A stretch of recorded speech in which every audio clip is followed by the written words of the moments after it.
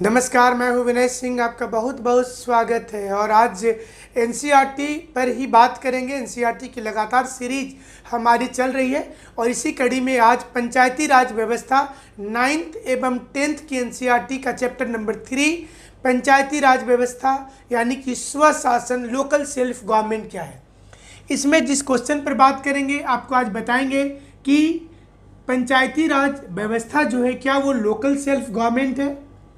साथ में आपको बताएंगे कि डीएम और डिप्टी कमिश्नर या जिलाधीश या कलेक्टर जो बोला जाता है ये क्या डिफरेंस है, तहसील क्या होता है। आप कभी कभी सोचते होंगे तहसीलदार की वैकेंसी आई है। इसी प्रकार से पंचायत में ग्राम सभा क्या है, ग्राम पंचायत क्या है, इन तमाम चीज़ों पर आज बात करेंगे, जिसमें बात करेंगे ग्राम सभा, पंचायत, ग्राम पंचायत, पंचायत समिति और जिला परिषद। इस पर आज विशेष तौर पर आपके साथ में हमारी बातचीत होगी। साथ में आपको ये भी बताएंगे कि क्या चुनौतियां हैं, मतलब इसकी चैलेंज क्या है। अगर चैलेंज की बात देखी जाए तो किस प्रकार के चैलेंजेज हैं पंचायती राज व्यवस्था में। बलवंत राय मेहता कमेटी की सिफारिश क्या थी, तो इस पर भी बात करेंगे। बी आर मेहता कमेटी के सिफारिश पर भी बात करेंगे। ये मुख्य आज की पढ़ाई होगी एनसीईआरटी में। और इसके पहले आपको हमने पहले भी एनसीईआरटी की कई वीडियो भेजी है, उम्मीद है कि आपको पसंद आया होगा। तो चलिए शुरू करते हैं सबसे पहले कि क्या है पंचायती राज व्यवस्था। तो पंचायती राज व्यवस्था आप तो जानते होंगे कि भारत में इसकी शुरुआत नागौर से हुई थी। राजस्थान नागौर से 2 अक्टूबर 1959 को ये शुरुआत किया गया था, गुजरात के राजस्थान नागौर से। उसके बाद फिर आंध्र प्रदेश और गुजरात में लाया गया। लेकिन क्या ये डिसेंट्रलाइजेशन ऑफ पावर है, क्या ये शक्ति का विकेंद्रीकरण है? मतलब ये है यहाँ पर मेन पावरफुल सेंट्रल गवर्नमेंट। तो सेंट्रल गवर्नमेंट अलग अलग स्टेट को हैंडल कर रही है और एक स्टेट में नीचे लेवल पर अगर देखेंगे तो एक होता है डिस्ट्रिक्ट, एक होता है प्रखंड और एक होता है गांव, विलेज। ये 3 चीज़ें हैं। एक जिला है, एक प्रखंड है और एक विलेज है। तो ये तीनों में क्या कोई सरकार है या फिर केंद्र या राज्य सरकार काम करती है, इस पर ही बात करना है पंचायती राज व्यवस्था में। अगर आप प्राचीन इतिहास को देख लें, सिंधु घाटी सभ्यता को या फिर वैदिक काल को, मौर्यन को या गुप्त काल को, तो आपको एक व्यवस्था नजर आएगी कि रूरल एरिया में भी एक पार्लियामेंट जैसा होता था। लोग बैठकर के डिसीजन देते थे, लोगों को राय मशवरा करने का अधिकार होता था, क्या सही है क्या गलत है ये जानने का अधिकार होता था। तो ये जो 3 व्यवस्था बनाई गई थी, हालांकि कई कमेटी है पंचायती राज के लिए जो हमारी रेगुलर क्लासेज चलती है, विनय आईएएस की प्रीमियम क्लासेज, तो उसमें जो लोग जुड़े हुए हैं उनको ढेर सारी कमेटी बताई जाती है। ये आपको एनसीईआरटी से में जितनी चीज़ें दी हुई हैं उसके क्वेश्चन आंसर से संबंधित चीज़ों को ही बताया जा रहा है। तो इसमें आपको बता दें कि एनसीईआरटी के अनुसार गांव के बुजुर्ग का परिषद है, जो पहले भी होता था उसको पंचायत कहा जाता था। और पंचायत को बहुत प्रकार के फैसला लेने का, निर्णय करने का अधिकार होता था। तो अगर आप गांधीयन फिलोसफी को देखेंगे तो गांधीयन फिलोसफी या फिर नेहरू जी का जो सिद्धांत था कि सेंटर से गांव तक, केंद्र से गांव तक शासन करना मुश्किल है, तो यहाँ पर एक सरकार बना दिया जाए, एक व्यवस्था यहाँ पर बना दिया जाए जो गांव के कुटीर उद्योग को, जो गांव के रोड को, गांव के स्कूल को, गांव के कॉलेज को, नगर से संबंधित जब बात होगी तो नगर पालिका और नगर निगम है। लेकिन ग्रामीण व्यवस्था जो अनुच्छेद 40 में अगर देखेंगे तो इसकी बातचीत की गई है कि एक दिन ऐसा आएगा कि भारत में रूरल गवर्नमेंट होगा। अब ये ज़बरदस्ती नहीं होगा, इसके लिए मैच्योरिटी लाना पड़ेगा। लेकिन जब भारत में अलग अलग राज्यों में इसके लिए कोई सोच विकसित नहीं हो रहा था, तो उसके बाद जब सोच विकसित नहीं हो रही थी, तो उसके बाद क्या हुआ कि वहाँ पर एक नई व्यवस्था की शुरुआत हुई 73rd अमेंडमेंट से। 73rd अमेंडमेंट 1992 में पंचायती राज व्यवस्था को कानूनी तौर पर लागू करने के लिए सभी राज्यों को बाध्य किया गया कि आपको चुनाव करवाना होगा, आप अपने क्षेत्र में चुनाव करवाएंगे, और जब आप चुनाव करवाएंगे तो जो गांव के मतदाता हैं वो वोटिंग करेंगे, और वोटिंग करेंगे तो उससे सरपंच, मुखिया, पंचायत समिति के सदस्य, जिला परिषद के सदस्य लोग आ जाएंगे। तो पहली पार्लियामेंट जो है देश की, फर्स्ट पार्लियामेंट, वो गांव में है। फर्स्ट पार्लियामेंट वो गांव में है। और बलवंत राय मेहता कमेटी की सिफारिश हो, या अशोक मेहता कमेटी की सिफारिश हो, या पायली कमेटी की सिफारिश हो, ये सारी सिफारिशें हैं। किसी किसी राज्य में 4 स्तरीय पंचायती राज है, कहीं पर 2 स्तरीय पंचायती राज है, लेकिन भारत के अधिकांश राज्यों ने 3 स्तरीय पंचायती राज को अपना लिया। इसका नाम अलग अलग हो सकता है जिसको हम ग्राम पंचायत बोल रहे हैं उसको कहीं पर तहसील पंचायत बोला जाता हो, जिसको हम लोग पंचायत समिति बोलते हैं कहीं पर पंचायत क्षेत्र बोला जाता हो, कहीं पर क्षेत्रीय परिषद बोला जाता हो,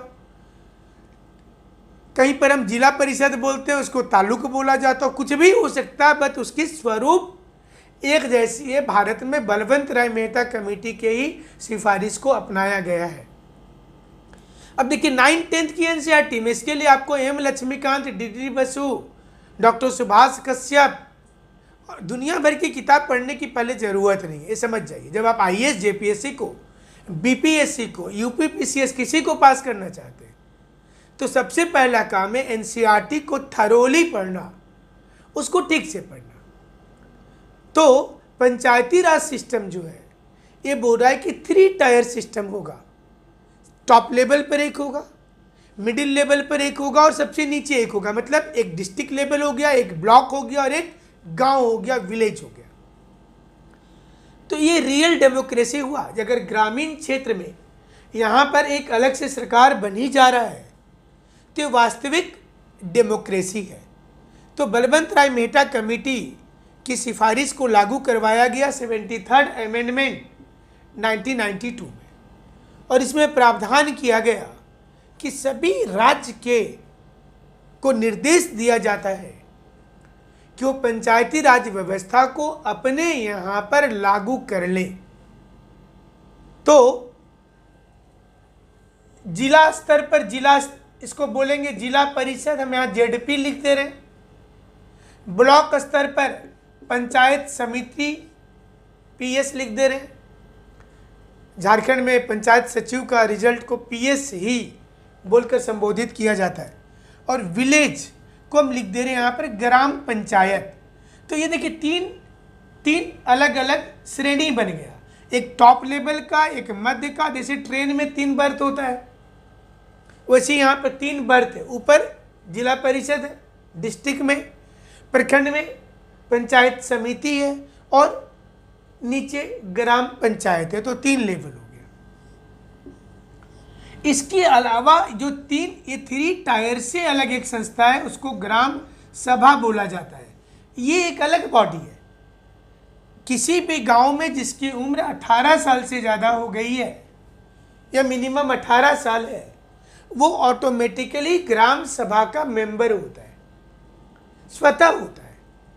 18 साल से जिसकी ज़्यादा उम्र हो गई है वो ग्राम सभा का मेंबर है, जो देश का पहला पार्लियामेंट है रूरल लेवल पर।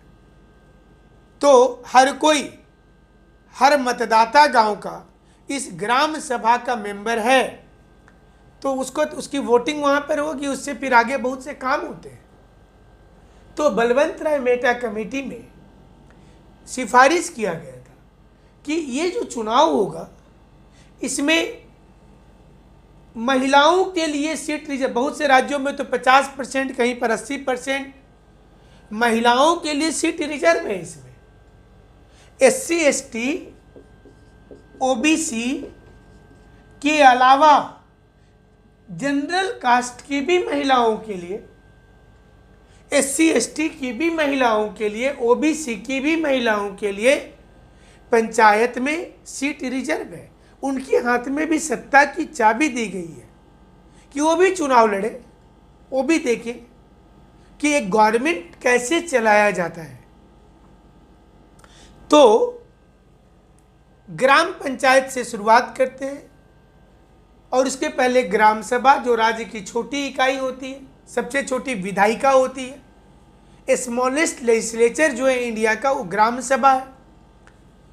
तो संवैधानिक संशोधन का जितना भी अधिनियम है, इसके अनुसार ग्राम सभा पंचायती राज व्यवस्था की एक नींव है, मतलब बेस है।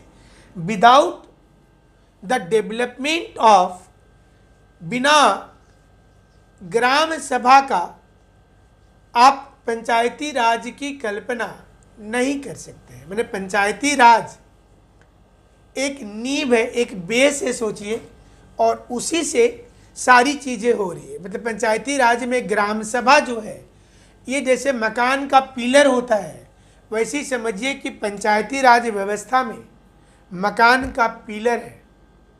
आपको कुछ क्वेश्चन भी पूछते जाएंगे, आंसर देते जाना है। तो आज का पहला क्वेश्चन है आपके लिए कि किस राज्य में पंचायती राज की 4 स्तरीय व्यवस्था है। आपको नाम बताना है कि किस राज्य में पंचायती राज्य की 4 स्तरीय व्यवस्था को अपनाया गया है। 4 tyre Panchayati Raj system is adopted in which state, ये बताना है आपको।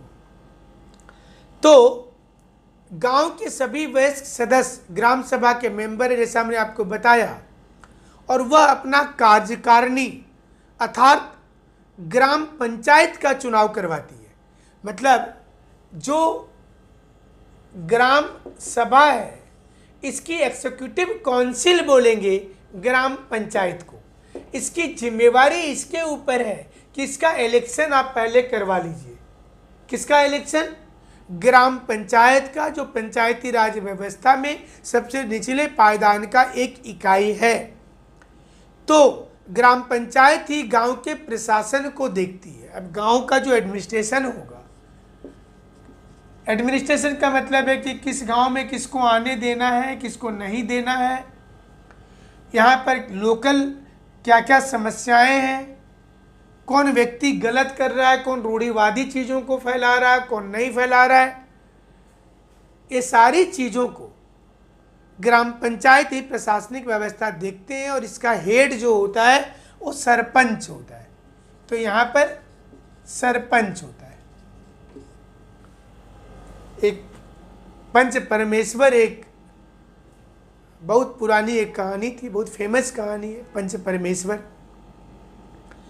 तो आप अगर पढ़े होंगे तो उसमें पंचायती राज व्यवस्था का जिक्र किया गया है। तो आगे बढ़ते हैं, चलिए, कि सरपंच ग्राम सभा द्वारा प्रत्यक्ष निर्वाचन से होता है, डायरेक्ट मतदान से। ग्राम सभा का जब मतदान होता है तो ग्राम सभा के, चूँकि ग्राम सभा में तो 18.5 साल के लोग मेंबर हैं ही, तो उनके डायरेक्ट वोटिंग से कौन चुना जा रहा है? सरपंच चुना जा रहा है। तो सरपंच का चुनाव हो गया। गांव में कौन सी योजना चलाई जाएगी, किसानों को बीज कहाँ दिया जाएगा, एग्रीकल्चर से संबंधित जानकारी देना है, किसानों को लोन कैसे मिल रहा है बैंक से, कुटीर उद्योग कहाँ लगाना है, आलू के चिप्स वाली फैक्ट्री में आलू सप्लाई करना है कि नहीं करना है, धान के मिल कहाँ होंगे, शुगर केन का मिल में कैसे जाएगा वहाँ तक, चीनी उद्योग में, गन्ना, ये छोटी छोटी जो चीज़ें आपको लगती हैं देखने में, हालांकि इन्हीं छोटी चीज़ों से बड़े इंडस्ट्री चलते हैं। ये काम ग्राम पंचायत का होता है कि वो गांव में जाकर के देखे। तो अभी गांव में इनकम का क्या साधन है?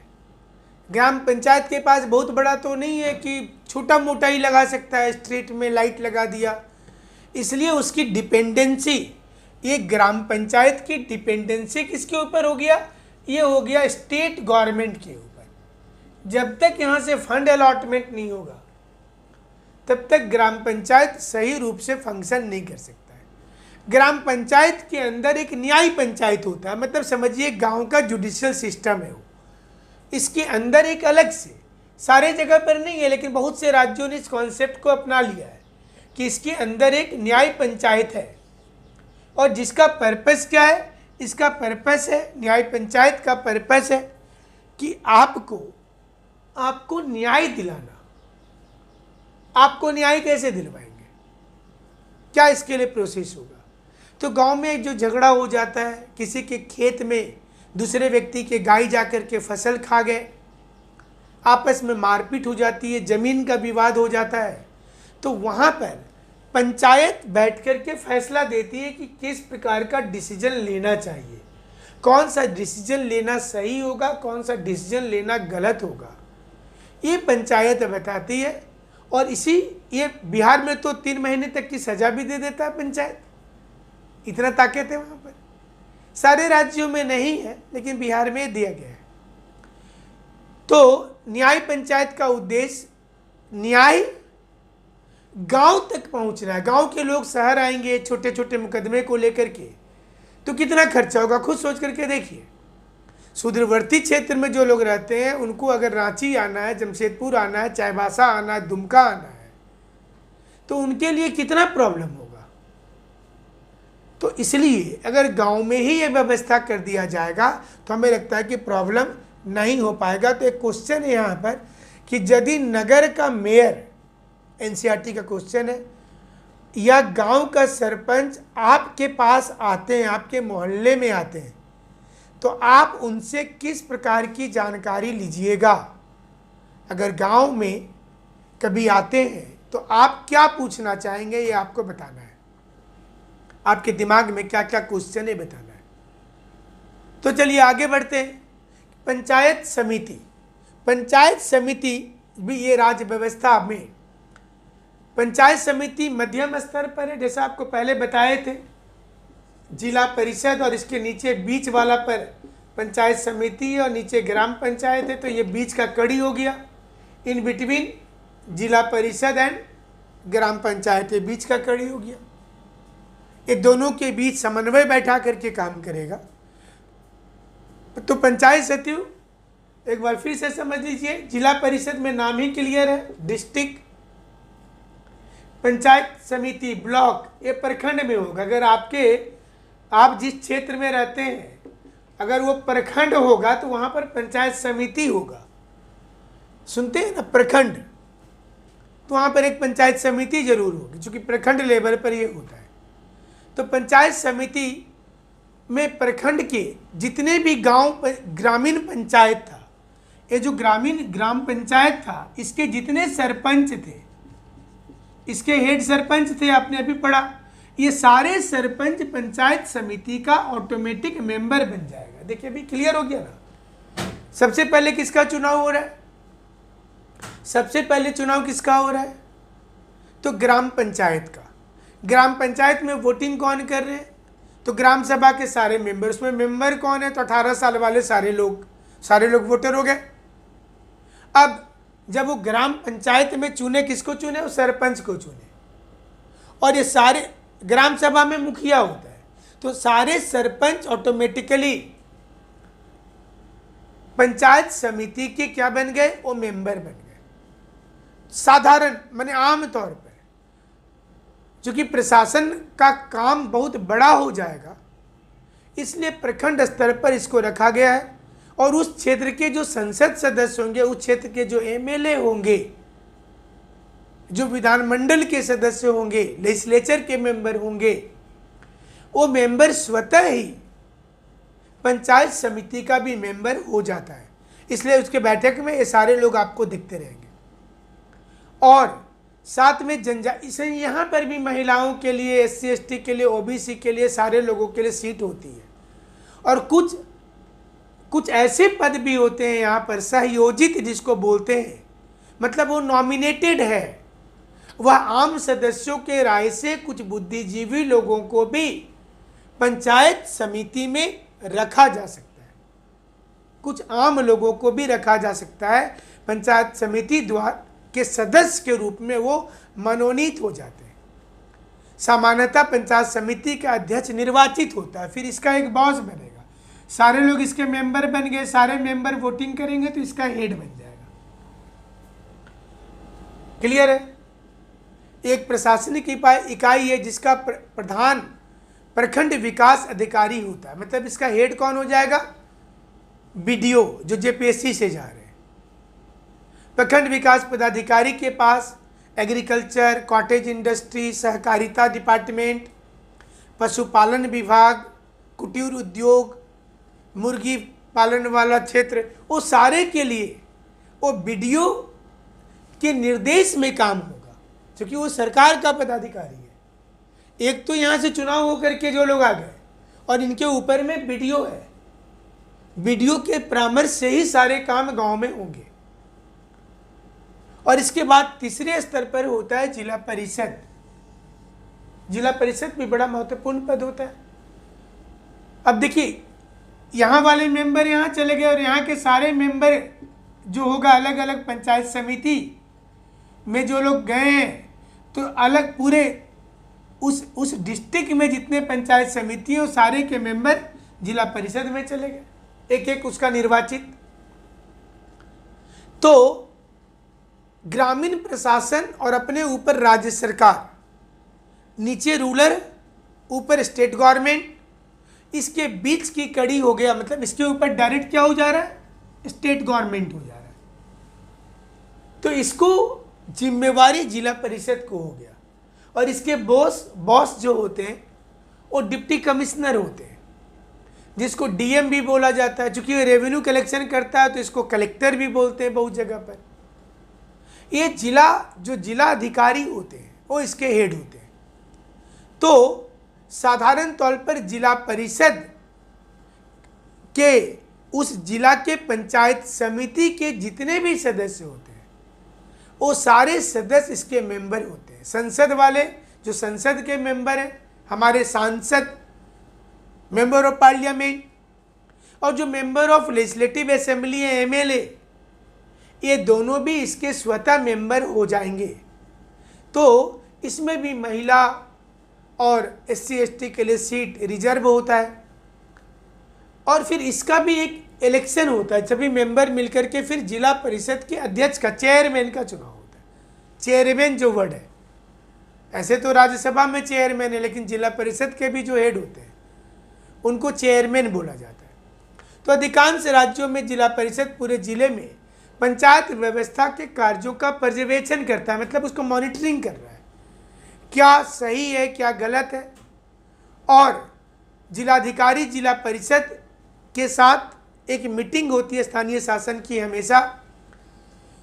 ये यहाँ से बैठ कर के इस लेवल में और इस लेवल में, ये दोनों को मॉनिटर करने के लिए बैठे हुए हैं। नीचे लेवल में और ऊपर लेवल में, दोनों में देखा जाता है।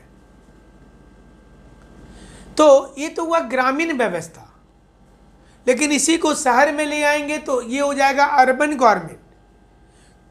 तो चीज वही है, थोड़ा सा खाली डिफरेंस हो जा रहा है यहाँ पर कि अर्बन गवर्नमेंट में जहाँ पर आपने पढ़ा 73rd अमेंडमेंट, तो अभी अर्बन गवर्नमेंट के लिए समझना है कि 74th अमेंडमेंट, मतलब 74th 1992 में ही 74th अमेंडमेंट हुआ, जिसमें नगर निगम, नगर पालिका, म्यूनिसिपल कॉरपोरेशन, म्यूनिसिपैलिटी, ये नोटिफाइड एरिया, बहुत जगह पर आपको देखने में मिलता होगा नोटिफाइड एरिया, जो आर्मी वाला इलाका होता है वहाँ पर भी। तो नगर में स्थानीय स्वशासन जो होता है, जिसमें मेयर, महानगरों में मेयर का पोस्ट होता है, जो उस महानगर के उनको फर्स्ट सिटीजन का दर्जा मिला हुआ है। जैसे देश का पहला सिटीजन राष्ट्रपति होते हैं, राज्य का गवर्नर होते हैं, उसी प्रकार से महानगर का मेयर होता है। बहुत ताकतवर पोस्ट होता है मेयर का। अर्बन पावर के दृष्टिकोण से अगर देखा जाए तो काम तो उनके पास काफ़ी होता है। टैक्स भी लगा सकते हैं छोटे छोटे, जैसे बैनर टांगना, उसके टैक्स, बिजनेस करने के लाइसेंस देते हैं, गाड़ी में जो फाइन लगता है वो सारी चीज़ उनके हाथ में होता है। और अलग अलग क्षेत्र में आप पटना नगर निगम, रांची नगर निगम, ऐसे आप नाम सुनते होंगे। तो चलिए आगे बढ़ते हैं। और एक क्वेश्चन भी है कि अपने राज्य के ऐसे 2 नगर का नाम बताइए जहाँ पर नगर निगम की व्यवस्था है और यह कैसे कार्य करता है। तो ये भी आपको जानना है। जैसे हमने बताया कि 74th अमेंडमेंट से लागू हुआ था और प्रत्येक 5 वर्ष पर, जैसे लोकसभा में होता है, राज्यसभा तो 6 साल के लिए, यहाँ भी 5-5 वर्षों के लिए चुनाव होता है नगर पालिका में। और छोटे यूनिट वहाँ पर वार्ड मेंबर हो जाते हैं। जो गांव में ग्राम पंचायत हो रहा है वो शहरों में वार्ड मेंबर के रूप में होता है। फिर वार्ड मेंबर से चुनाव जीत करके ऊपर लेवल पर जाएंगे और वहाँ से नगर निगम में चले जाएंगे। तो निर्वाचन के लिए लोकसभा में जैसी सिस्टम है कि मिनिमम जो लोग चुनाव लड़ना चाहते हैं उनका 21 वर्ष तो आयु होना ही चाहिए। तो प्रत्येक नगर निगम की क्या शक्ति होगी, इसका निर्णय जो होता है ये विधानसभा करेगा। ये विधानसभा से पारित होकर के, अगर उस राज्य में विधान परिषद है तो वहाँ से भी पारित होकर के, और इसको आगे बढ़ाया जाता है। और आगे बढ़ाने के बाद फिर गवर्नर के मुहर लग जाने के बाद इसकी शक्ति लिख दी जाती है कि आपकी ये शक्ति है। तो नगर निगम में अगर आप देखेंगे तो इनके पास राज्य के तुलना में थोड़ा सा ज़्यादा दिया गया है ताकत, ताकि ये ज़्यादा से ज़्यादा काम करे। मनोरंजन टैक्स भी लगाता है, एंटरटेनमेंट टैक्स लगा देता है, कभी कभी कार, ट्रक और अन्य सभी गाड़ी पर टैक्स लगाता है। इनके पास इनकम का एक स्रोत है कि अपने टेंडर देना, कचरा उठाने का जिम्मेवारी देना, सिनेमा घर खोलने के लिए उस पर टैक्स लगाने के लिए, जो लोग ठेला लगाते हैं उनको लाइसेंस देना, जो लोग दुकान है उनको लाइसेंस देना, जहाँ तहाँ लोग बैनर बांधते हैं उस पर फाइन लगाना। ये बड़े शहरों में नगर निगम की जिम्मेवारी होती है। तो अग्निशमन सेवा का भी प्रयोग ये करवा सकते हैं, उसके लिए भी पैसा इनके पास में आता है। ऐसे बहुत सी चीज़ें हैं। जन्म मृत्यु प्रमाण पत्र गाँव में भी वो दिया जाता है और यहाँ पर भी दिया जाता है, गाँव और इसका दोनों का, मतलब शहर में भी जन्म मृत्यु प्रमाण पत्र यहाँ के जो कार्यालय होंगे, नोटिफाइड एरिया होगा, नगर निगम होगा, वहाँ से आप इशू करवा सकते हैं। ये भी एक अर्बन लोकल सेल्फ गवर्नमेंट है। वो ग्रामीण व्यवस्था थी, ये शहरी व्यवस्था, सिर्फ अंतर इतना ही है दोनों में। तो नगर निगम में टैक्स लगाने के अलावा आपको बता दें कि इसकी एक अपनी परिषद होती है, एक एग्जीक्यूटिव काउंसिल होती है और इसको नगर निगम का विधायिका कहते हैं। मतलब एक अपना उसका परिषद है। इसके सदस्य को क्या बोलेंगे, इसके सदस्य को नगर पार्षद कहा जाता है। चुनाव इसका होता है जहाँ जहाँ नगर निगम है वो लोग फिल करते होंगे, लेकिन इंडस्ट्रियल सिटी में आमतौर पर नगर निगम नहीं होती, वहाँ पर नोटिफाइड एरिया कमेटी होती है। अलग अलग राज्यों के शहर जो होते हैं वहाँ आपको देखने को मिल जाएगा। तो निगम आयुक्त भी एक पद होता है। नगर निगम का जो कार्यकारी अध्यक्ष होगा किसी भी नगर निगम में, म्युनिसिपल कॉरपोरेशन में, जो इसका कार्यकारी अध्यक्ष होगा वो आयुक्त होता है और ये आईएएस होता है आमतौर पर। इनको ये जिम्मेवारी दी जाती है। ये इलेक्शन लड़ करके नहीं आ रहा, नगर आयुक्त नहीं लड़ता है। मेयर चुनाव लड़के आ रहा है, उसको जनता वोट डाल करके जिताती है, मेयर चुनाव लड़ करके आता है। लेकिन जो नगर आयुक्त है वो आईएएस का पद होता है, वो अपॉइंटमेंट है। तो निगम आयुक्त उसको बोलते हैं। ये प्रशासनिक सेवा का एक पदाधिकारी होगा। आपके क्षेत्र में अगर कोई नगर निगम है तो वहाँ पता कर लीजिएगा कि यहाँ का कौन है नगर आयुक्त, कौन है इस समय में। अगर रांची में आप रहते हैं, अगर आप धनबाद में हैं, रामगढ़ में हैं, अगर वहाँ है तब, और नहीं तो इंडस्ट्रियल सिटी में अगर नोटिफाइड एरिया है तो नोटिफाइड एरिया के कोई बॉस होंगे जो जेपीएससी से आते हैं। ये झारखंड लोक सेवा आयोग से वो नियुक्ति हो जाती है। तो नगर पालिका तथा नगर पंचायत के बारे थोड़ी सी बता देते हैं, जिसको म्यूनिसिपैलिटी भी कहा जाता है। इसमें विद्यालय है, आपके शहर में अस्पताल है, कॉलेज है। तो ये सभी लोगों के लिए भी गवर्नमेंट की जो चीज़ें हैं उसमें, या फिर पानी की सप्लाई करना, सड़कें टूट गई उसको बनवाना, ये सारी उसकी जिम्मेवारी होती है।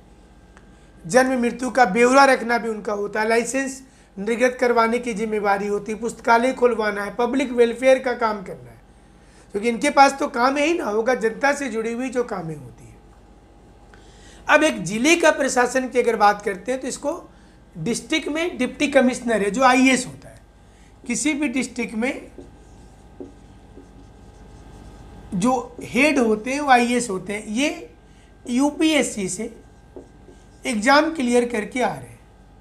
और डिस्ट्रिक्ट के नीचे जैसा आपने पढ़ा कि ब्लॉक होता है, तो प्रखंड में यहाँ पर होते हैं बीडीओ। तो वो ये स्टेट से आ रहे हैं, ये जेपीएससी क्वालिफाई करके आए हैं, जो बिहार वाले बीपीएससी क्वालिफाई करके आए हैं। और ये आईएएस यहाँ से कंट्रोल कर रहे हैं। अभी आईएएस को किसी किसी राज्यों में मजिस्ट्रेट का पावर मिला हुआ है, जहाँ पर वो न्यायपालिका के तौर पर अपने कोर्ट में, परिसर में एक कोर्ट होता है जिसमें बैठते हैं। जैसे बिहार में, जिसको आप झारखंड में डिप्टी कमिश्नर बोलते हैं, इसी को बिहार में डीएम बोला जाता है। तो पटना का डीएम होता है, नवादा का, गया का डीएम होता है।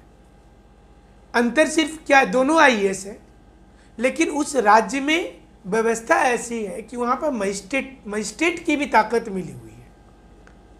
और चूंकि इनका मुख्य काम होता है कलेक्शन ऑफ रेवेन्यू को देखना, इसलिए इसको जिला का कलेक्टर भी बोलते हैं।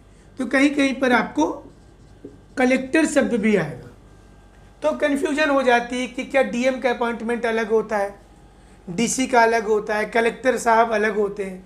और इसके नीचे चूंकि देखिए बीडीओ क्या है, जो डिप्टी कलेक्टर हो गया, बीडीओ प्रखंड में राजस्व पदाधिकारी है ना, तो वो भी एक कलेक्टर है लेकिन प्रखंड के तौर पर, और एक जिला का मालिक है। तो जिले का प्रशासन में कहीं पर उपायुक्त, कहीं पर डिप्टी कमिश्नर, कहीं पर जिला का मजिस्ट्रेट, कहीं पर जिलाधीश, ये सारे चीज़ एक है।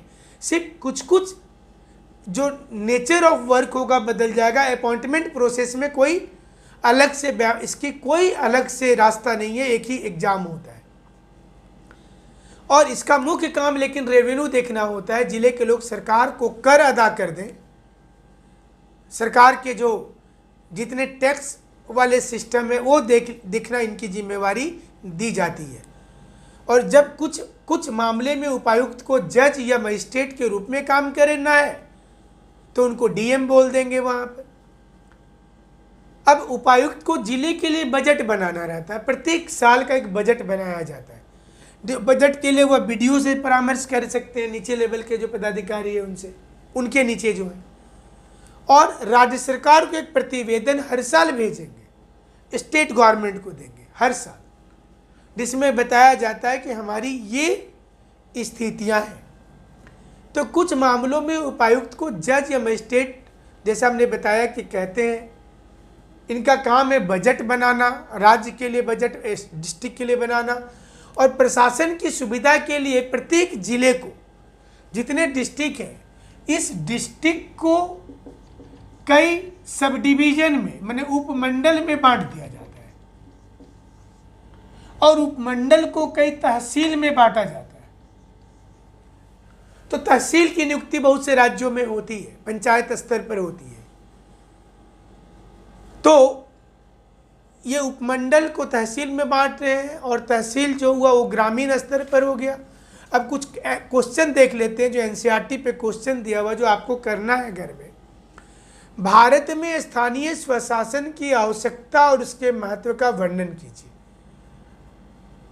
What is the importance of local self government in India and do you think it is the necessity for the country? क्या आपको लगता है कि भारत में लोकल सेल्फ गवर्नमेंट, स्थानीय प्रशासन की आवश्यकता है? क्या आपको लगता है कि भारत में ये महत्वपूर्ण है? तो पहला क्वेश्चन ये है, इसको मेंस के लिए लिखेंगे आप। पंचायती राज का अर्थ क्या होता है? इसके विभिन्न स्तर की व्याख्या कीजिए।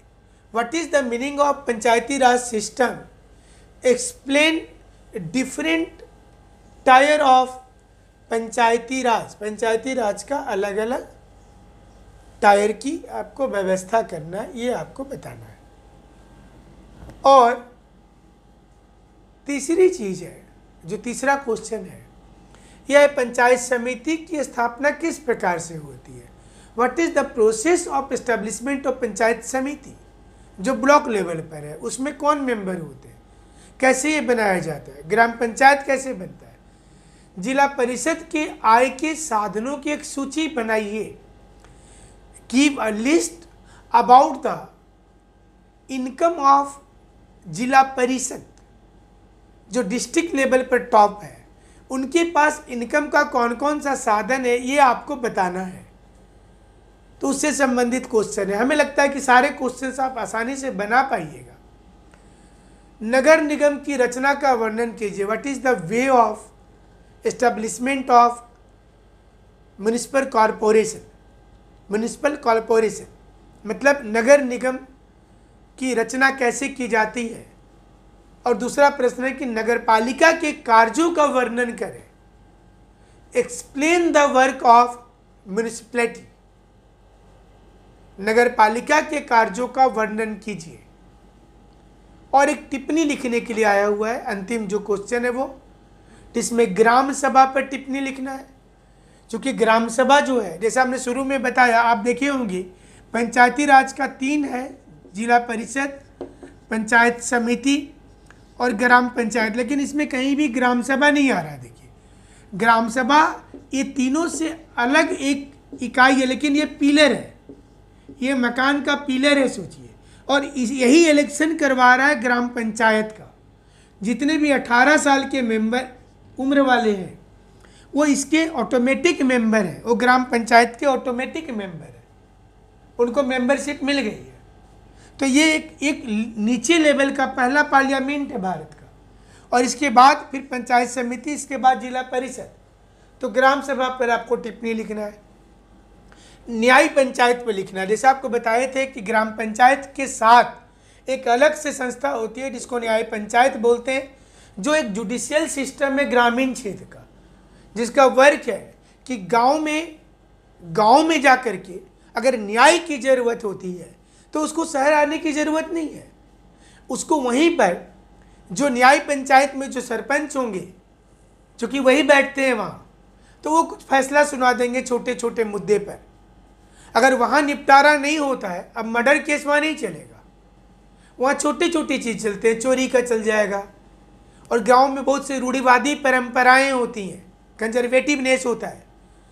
उस कंजर्वेटिवनेस को बचाने के लिए कि इससे लोग बचें, जिसमें डॉक्टर के पास नहीं जाना है, कोई ओझा है वो कुछ टोना टोटका कर रहा है उससे, तो इस टाइप की चीज़ों पर न्याय पंचायत बैठा दी जाती है। तीसरा है नगर पंचायत, मतलब अर्बन एरिया में जो म्यूनिसिपैलिटी होती है, जो उसकी एक काउंसिल होती है, नगर निगम की जो अपनी काउंसिल होती है, इसमें वार्ड मेंबर जाते हैं। तो हमें लगता है कि आपको पंचायती राज व्यवस्था समझ में आई होगी। भारत में पंचायती राज की शुरुआत 2 अक्टूबर 1959 से हुई थी, 1959 से हुई थी। इसके शुरुआत नागौर से हुई थी, नागौर राजस्थान में है।